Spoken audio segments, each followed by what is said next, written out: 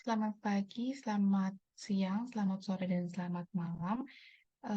Perkenalkan, kami dari kelompok 7 yang beranggotakan Aksha Aditya, Suci Adelia, Anselma April, dan Revina Widianti akan mempresentasikan mengenai penggunaan rekombinan bovine somatotropin atau RBST pada sapi. Topik outline yang akan dibahas pada presentasi ini adalah yang pertama mengenai RBST itu sendiri, kemudian aplikasinya dan produksi juga mekanisme kerja RBST dalam produksi susu sapi. Sebelum masuk ke RBST, perlu diketahui dulu mengenai bovine somatotropin. Bovine somatotropin atau BST ini merupakan hormon pertumbuhan alami yang diproduksi oleh kelenjar hipofisis anterior pada sapi. Bovine somatotropin ini merupakan hormon yang berperan penting dalam pertumbuhan sapi, juga metabolisme dan produksi susu pada sapi.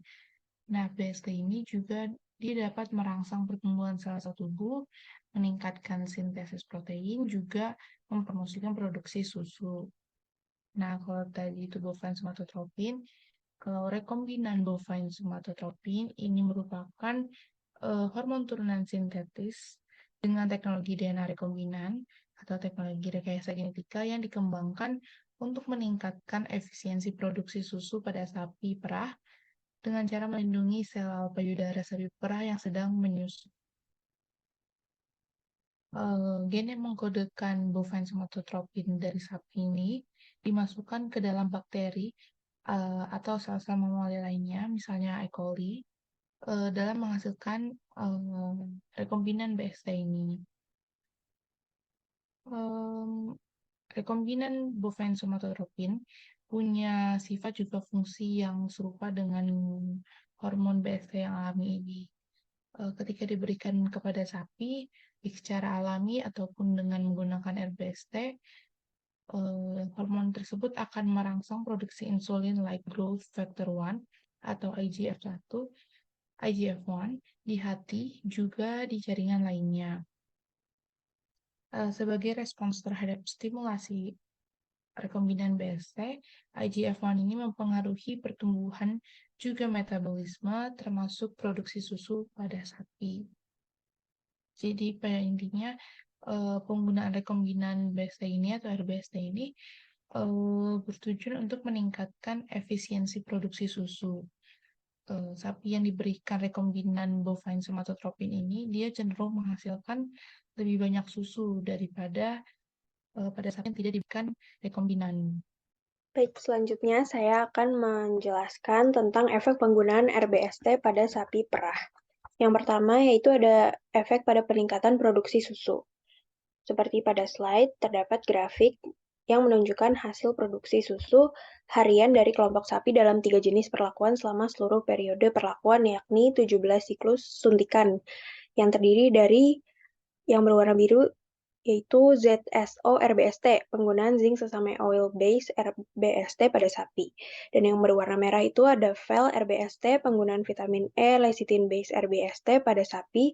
Dan yang grafik berwarna hitam itu adalah sapi kontrol atau sapi yang tidak menerima perlakuan dengan RBST. Sapi yang diberi perlakuan dengan RBST menghasilkan jumlah susu rata-rata yang lebih tinggi dibandingkan sapi tanpa perlakuan RBST. Selanjutnya yaitu komposisi nutrisi susu. Efek penggunaan RBST terhadap komposisi nutrisi pada susu dapat dilihat dari kotak merah pada tabel, di mana susu yang dihasilkan dari sapi dengan yang telah diberi perlakuan RBST, persentase lemaknya menjadi lebih rendah, yaitu di 3,07 dan 3,13 dibandingkan dengan sapi kontrol yang persentase lemaknya mencapai 3,23%.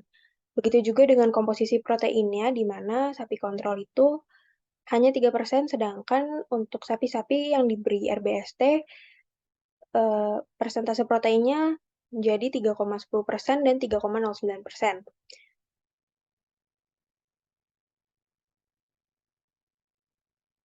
Selanjutnya yakni pada body composition score. Pengaruh pemberian RBST pada tubuh sapi, terutama terkait dengan body condition score, yaitu indikator penting untuk menilai kesehatan dan kondisi tubuh sapi. Dari grafik yang ditampilkan, hasil penelitian menunjukkan bahwa pemberian RBST pada sapi tidak menghasilkan perubahan signifikan dalam BCS sapi. Ini berarti secara umum kondisi fisik sapi, setidaknya dalam hal BCS, tidak dipengaruhi secara nyata oleh pemberian RBST. Hal ini bisa diartikan bahwa sapi yang menerima perlakuan RBST memiliki kondisi fisik yang serupa dengan sapi kontrol. Namun penting untuk dicatat bahwa dalam penelitian yang tertera pada grafik, tidak ada pengukuran langsung terhadap profil pelepasan hormon IGF-1, yakni hormon yang terlibat dalam respon tubuh terhadap RBST.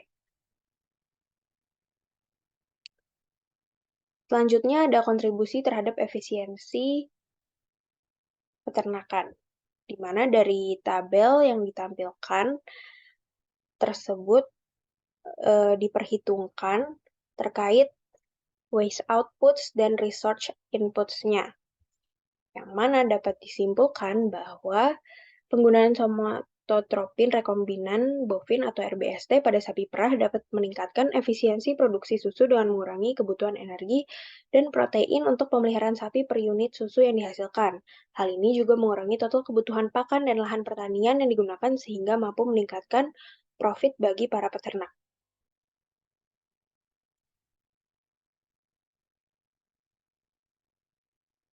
Selanjutnya yakni efek pemberian RBST terhadap dampak lingkungan.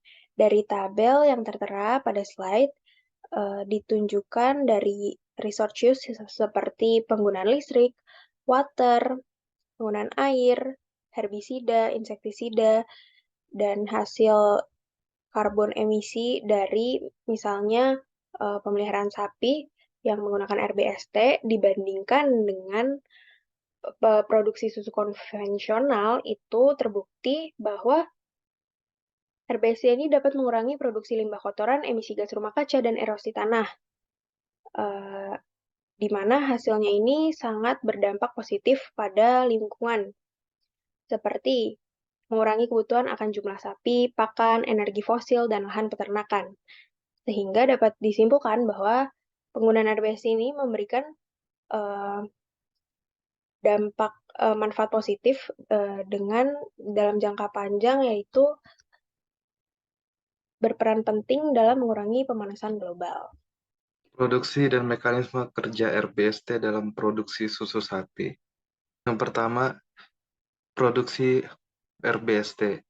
Produksi RBST dibagi menjadi beberapa tahap, yaitu tahap pengambilan gen somatotropin bovin somatotropin yang didapat dari DNA di dalam sel-sel pada tubuh sapi, yang kemudian gen ini akan dipotong dengan enzim restriksi, kemudian disisipkan ke dalam plasmid dari bakteri target, yaitu bakteri Escherichia coli, di mana plasmid ini akan dipotong dengan enzim restriksi, kemudian diinsersi gen dari BST ini, dari bovin somatotropin ini untuk masuk ke dalam plasmid. Kemudian setelah dilakukan PCR untuk introduksi gen dari somatotropin sapi ini, kemudian plasmid ini akan dimasukkan ke dalam sel kompeten yang juga dari spesies yang sama, yaitu Escherichia coli. Kemudian bakteri ini akan dilakukan kultivasi di dalam lingkungan yang terkontrol. Kemudian setelah metabolitnya telah dikeluarkan, yaitu rekombinan bovin somatotropin ini, kemudian akan dilakukan pemisahan antara hormon-hormon terkait, hormon-hormon yang telah diproduksi oleh bakterinya, dan impurities lainnya, termasuk dari cairan-cairan hasil metabolit sisa lainnya yang tidak diperlukan. Kemudian hasil-hasil dari metabolit ini akan dimurnikan, kemudian akan diformulasi, ditambahkan senyawa-senyawa reagen untuk penstabil hormon ini, kemudian akan diberikan kepada sapi dengan cara diinjeksi secara terkontrol setiap 7 hari sekali hingga masa pertumbuhan sapi sudah selesai, kemudian sapi siap untuk dipanen susunya, siap untuk diperah susunya. Kemudian mekanisme kerja RBST di dalam tubuh sapi. RBST memiliki pengaruh dalam tubuh sapi yaitu secara metabolik. RBST ini dapat menambah kecepatan metabolisme dasar, kemudian meningkatkan peredaran darah dalam tubuh sapi, kemudian meningkatkan pemecahan lemak atau lipolisis, kemudian juga dapat menambah pemecahan gula atau gluconeogenesis, menambah IGF-1 di dalam darah, kemudian menaikkan tingkat dihidroksikolekaliferol dan menambah penyerapan kalsium.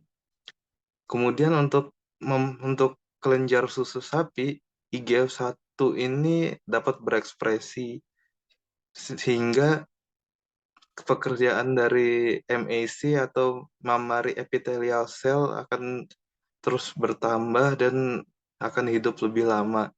Nah, sel MAC ini adalah sel yang sangat penting di dalam kelenjar susu sapi karena sel ini yang berfungsi untuk mensintesis susu sapi, sehingga jika sel ini akan hidup lebih lama dan bisa dan terus bertambah, maka produksi susu sapi juga akan bertambah.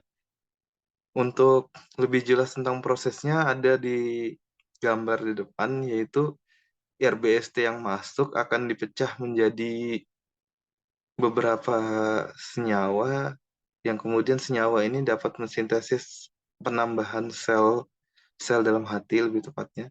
Kemudian sel-sel dalam hati ini akan menghasilkan semacam growth factor, yaitu insulin-like growth factor atau IGF-1. Nah, sel insulin-like growth factor ini yang akan menstimulasi sel-sel MAC atau mammary epithelial cell untuk memproduksi susu lebih banyak, sehingga yield susu menjadi lebih banyak dari biasanya. Baik, selanjutnya saya akan menjelaskan mengenai aturan pemakaian BST.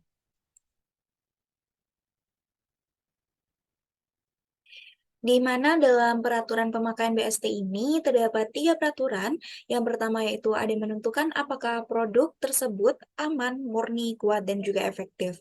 Yang kedua, mengontrol kualitas BST yang akan digunakan dengan melakukan pengujian atau pemantauan, dan semua prosedur yang akan digunakan harus sudah disetujui oleh FDA sebelum pengujian dimulai. Yang ketiga, sapi disuntik dengan BST pada berbagai waktu selama periode menyusui dengan melihat efektivitas obat dan keamanannya. Selanjutnya yaitu terdapat kelebihan dan juga kekurangan pemakaian BST, di mana pada kelebihan tersebut dapat memicu pertumbuhan dan meningkatkan produksi susu. Selain itu dapat mengontrol laktasi atau pengeluaran susu pada sapi dengan meningkatkan sel-sel kelenjar susunya. Jika hormon yang dibuat dengan rekayasa genetik disuntikkan pada hewan, maka produksi susu akan meningkat 20%. Kemudian ada kekurangan, di mana kekurangan tersebut yaitu pada pemakaian BST telah disetujui oleh FDA, yaitu Food and Drug Administration, merupakan lembaga pengawasan obat dan juga makanan di Amerika. Amerika berpendapat bahwa susu yang dihasilkan karena hormon BST aman dikonsumsi. Akan tetapi di Eropa sendiri hal ini dilarang dikarenakan penyakit mastitis pada hewan yang menyebabkan hormon ini meningkat 70%. Selanjutnya terdapat referensi yang kami gunakan sebagai berikut. Baik, sekian dari kelompok kami. Apabila ada salah kata, mohon maaf dan wassalamualaikum warahmatullahi wabarakatuh.